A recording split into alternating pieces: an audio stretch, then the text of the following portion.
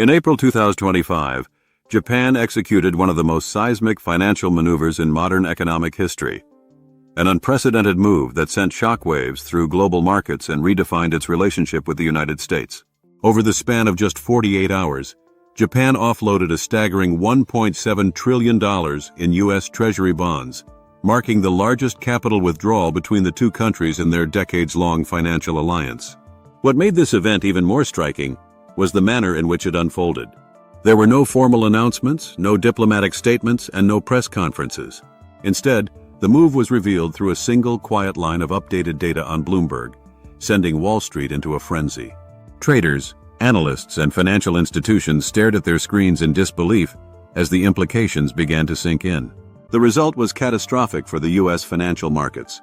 In the immediate aftermath, $5 trillion in market capitalization was wiped out. The Dow Jones plunged by 4,800 points, the Nasdaq collapsed by 12%, and the S&P 500 sank to levels not seen since the 2008 financial crisis. Confidence, the invisible currency that sustains financial systems, vanished almost overnight. Bond yields skyrocketed as the 10-year Treasury hit 6.2%, crushing homebuyers, tightening credit markets, and suffocating businesses across sectors. Major pension funds reported losses ranging from 15% to 20%, while 47 million retirement accounts took significant hits, according to Fidelity. Japan's decision was not a spur-of-the-moment reaction, but a calculated, long-planned financial pivot, a strategic shift signaling that financial loyalty has its limits. In a single move, Japan not only rattled the economic foundation of its longtime ally, but also made it clear the era of unchallenged U.S. financial dominance was no longer a certainty. Japan's abrupt $1.7 trillion sell-off of U.S. Treasuries in April 2025 triggered a financial aftershock, unlike anything seen in recent American history. The reaction across the U.S. economy was swift, brutal, and widespread, as if a fault line had ruptured beneath Wall Street. Within hours, major stock indexes went into freefall. The Dow Jones Industrial Average plunged by 4,800 points, erasing years of steady gains in a single trading session. The Nasdaq nosedived 12%, dragging down tech giants and vaporizing hundreds of billions in market value. The S&P 500, a barometer for the broader market, dropped to depths not visited since the 2008 global financial crisis. But it wasn't just equities that felt the blow. The bond market, which usually provides stability in turbulent times, was shaken to its core. 10-year Treasury yields spiked to 6.2%, the highest level in over 2 decades. That spike translated into higher borrowing costs across the board, from mortgages and auto loans to business credit lines. The once liquid U.S. bond market became congested and chaotic as investors scrambled to reprice risk in real time. The consequences rippled into mainstream America.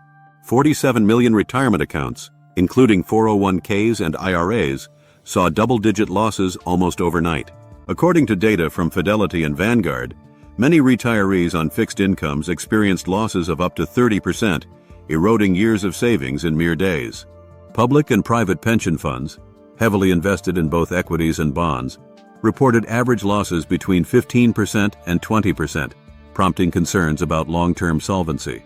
Meanwhile, credit markets began to seize up. Small and mid-sized banks, already under pressure from rising rates, tightened lending standards dramatically. Mortgage approvals fell sharply, housing starts collapsed, and small businesses found themselves locked out of capital access just when they needed it most. Layoffs began to tick upward as companies braced for a prolonged downturn. The psychological blow was just as severe as the financial one. For the first time in recent memory, the stability of the U.S. financial system felt vulnerable, not from a recession or internal policy misstep, but from an external decision made halfway across the globe. Following the historic $1.7 trillion sell-off of U.S. Treasuries, Japan didn't simply exit American markets. It launched a complete reorientation of its national investment strategy. In less than a week, both the Japanese government and its central bank began reallocating hundreds of billions in capital toward regions perceived as more stable, growth-oriented, and geopolitically independent from the West. Roughly $300 billion was funneled into Chinese and Indian government bonds, a bold and symbolic move, signaling a shift in long-term financial alignment. Unlike traditional secondary market purchases, many of these transactions were executed through direct bilateral agreements, featuring long-term maturities and favorable yields. This strategy underscored Tokyo's intent to establish deeper, more strategic ties with Asia's economic powerhouses, even those viewed as rivals to the U.S. Simultaneously, $200 billion was directed toward infrastructure projects across Southeast Asia, with significant investments in Vietnam, Indonesia, and the Philippines. These nations are rapidly emerging as key players in the post-globalization supply chain landscape. Japan's involvement goes beyond profit. It's about expanding economic influence and soft power in a region where China has traditionally dominated. Perhaps the most striking element of Japan's pivot was its decision to rebalance its foreign reserves. The Bank of Japan increased its holdings in yuan and Indian rupee by 40%, while slashing its US dollar reserves from 54% to just 35%, the lowest percentage since 1985. This move sent a strong signal to global markets. Japan no longer views the US dollar as the sole anchor of financial security. Analysts have dubbed this a strategic pivot on par with China's own financial realignments over the past decade. By visibly shifting capital away from Western-dominated assets and toward a more Asia-centric portfolio, Tokyo may be catalyzing a broader transformation, one that challenges the global supremacy of the US dollar and paves the way for a new regional financial order centered in Asia. Japan's unprecedented $1.7 trillion sell-off of US Treasuries didn't happen in a vacuum. It was a calculated geopolitical and economic response, the culmination of growing tensions, long-standing grievances, and a perceived lack of respect from its closest ally. While the move stunned global markets, to those paying close attention, it was years in the making. The immediate catalyst? A new wave of US tariffs on electric vehicles, EVs, including those manufactured by Japanese automakers. The tariffs, framed as protective measures for American industry, were viewed in Tokyo as punitive and discriminatory, especially given Japan's early and cooperative stance in the global EV transition. For Japan, this wasn't just an economic slight. It was a signal that its industries were no longer safe from Washington's shifting political winds. At the same time, accusations of currency manipulation began to resurface in U.S. policy circles, with Japan once again in the crosshairs. Despite adhering to international monetary norms and having one of the most transparent central banking systems, Japan was repeatedly criticized for keeping the yen weak, a charge Tokyo saw as hypocritical, given the U.S.'s own use of monetary tools to influence the dollar. These accusations only deepened the growing distrust. Underlying it all was a larger frustration. Japan's treatment by the U.S. as a junior partner, expected to follow Washington's lead without question, yet rarely given equal weight in decision-making. Despite being one of the largest holders of U.S. debt and a vital Pacific ally, Japan felt dismissed, even sidelined, on key geopolitical issues such as trade, military cooperation, and tech policy. Tokyo didn't act rashly. According to insiders, high-level warnings were repeatedly issued to Washington over the past 2 years. These warnings expressed concern over the shifting tone of U.S. policy and the growing imbalance in the relationship. But those warnings, it seems, were ignored.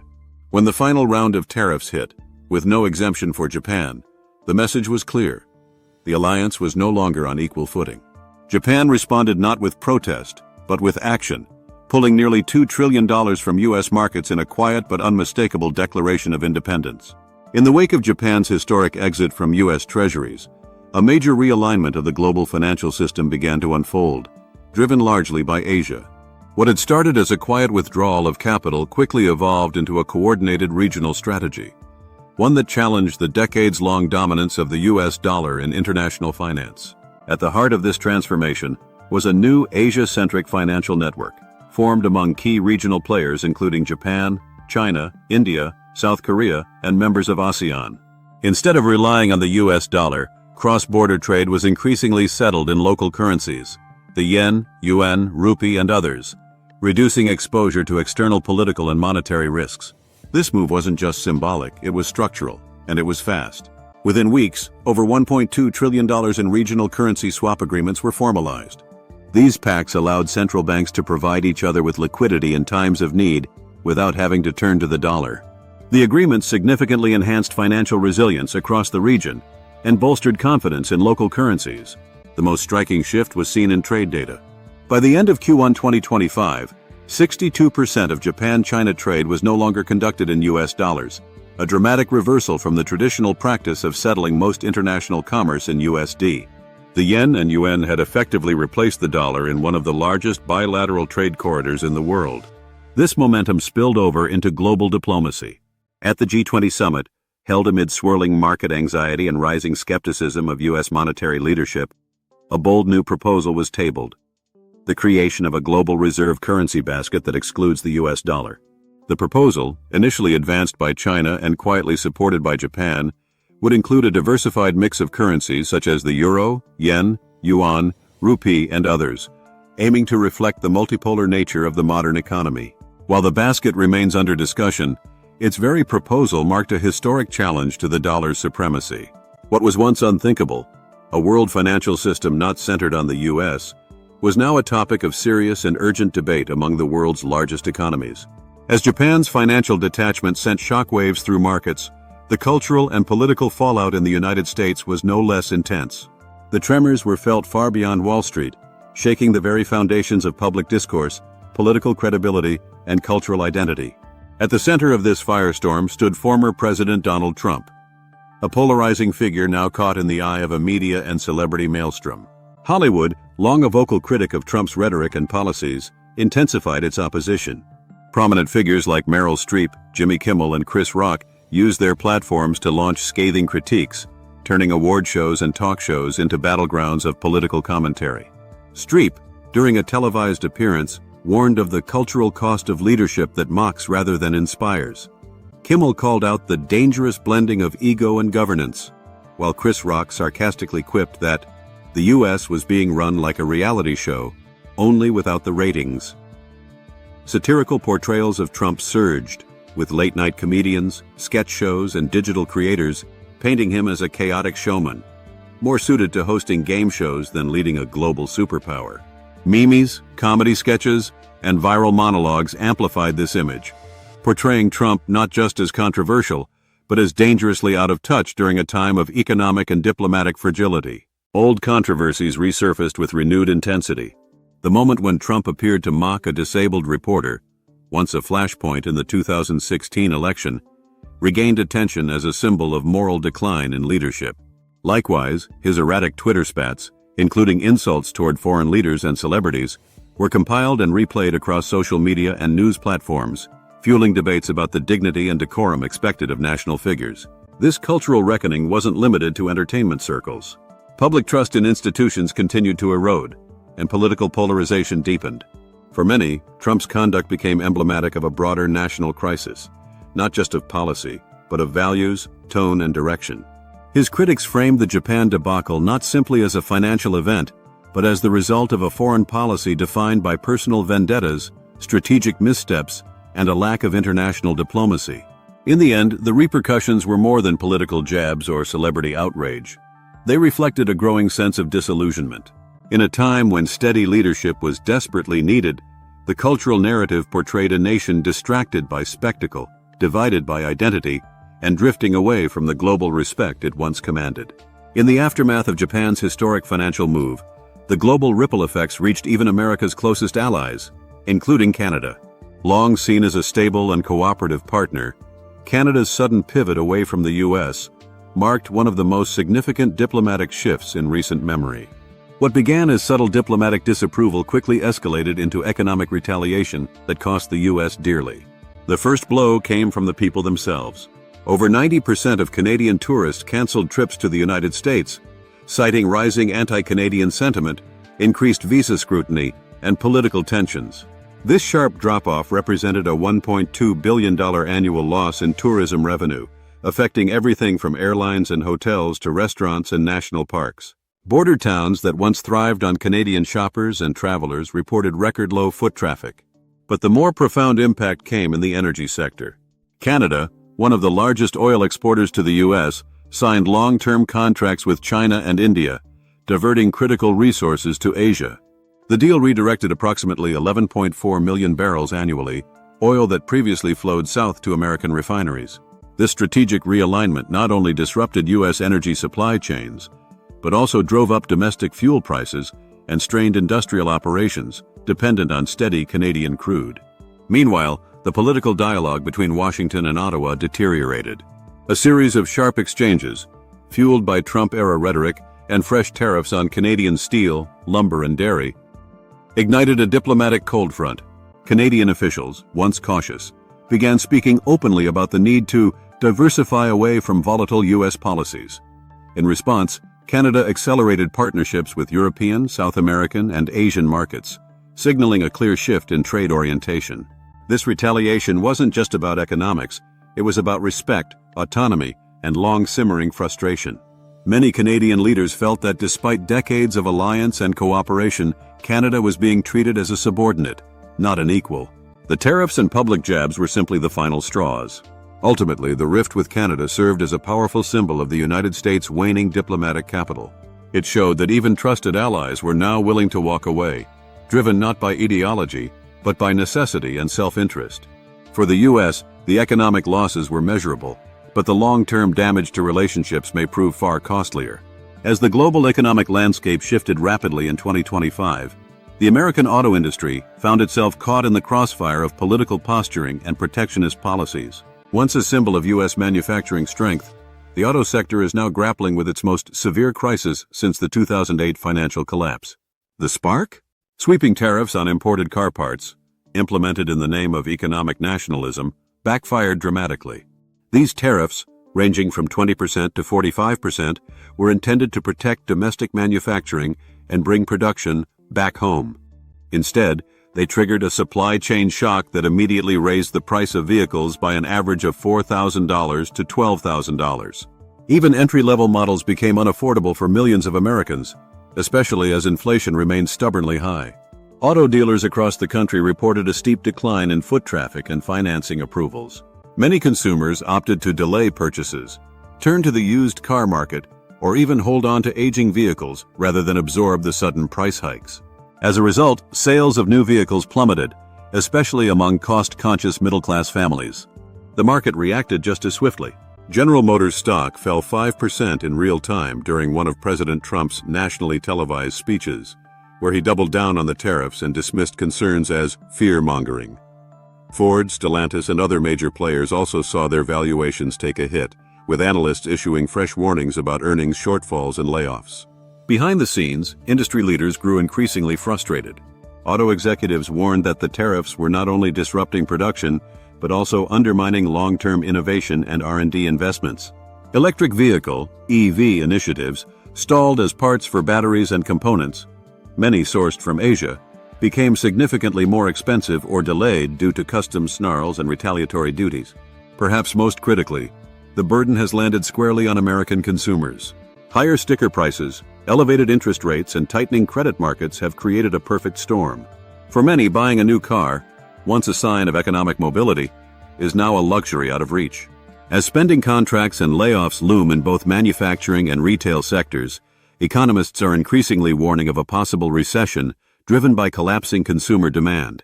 In essence, the auto industry has become a microcosm of the larger economic dilemma. Protectionist rhetoric that, while politically appealing, is now pushing key sectors toward instability and leaving millions of Americans to pick up the tab.